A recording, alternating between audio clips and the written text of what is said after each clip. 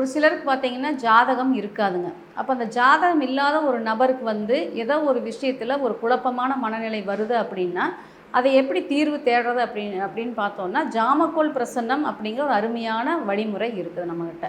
ஒரு கிளைண்ட் வர நேரத்து பிரகாரம் அந்த ஜாமக்கோல் பிரசன்னம் போட்டு பார்க்கும்போது என்ன பலன்கள் வருது அப்படின்னு பார்த்துட்டு, அந்த நேரத்துக்கு படி அந்த விஷயத்தை அந்த ஜாதகர் செய்யலாமா வேண்டாமா, இல்லை எப்போ செஞ்சால் நல்லா இருக்கும், அந்த செயலை செஞ்சால் அவருக்கு வெற்றி கிடைக்குமா அப்படிங்கிற விஷயத்தை எல்லாமே அந்த பிரசன்னம் நமக்கு சொல்லிடுங்க.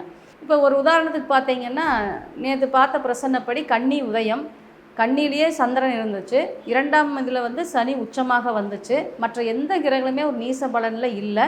அப்போ 10ல் ஆருடம் வந்துச்சுங்க, மிதுனத்தில் ஆருடம். அப்போ அவர் வந்தது வந்து பார்த்திங்கன்னா தொழிலை பற்றி கேள்விக்காக தான் அவர் வந்திருந்தார். அதே மாதிரி அந்த ஜாமக்கோல் பிரசன்னப்படி அந்த தொழில் அப்படிங்கிற காரக கிரகமான சனி உச்ச பலத்தோடு இருந்தது. அவருக்கு தொழில் வாய்ப்புகள் நிறைய வரப்போகுது அப்படிங்கிற விஷயத்தை நமக்கு குறிகாமிக்குது.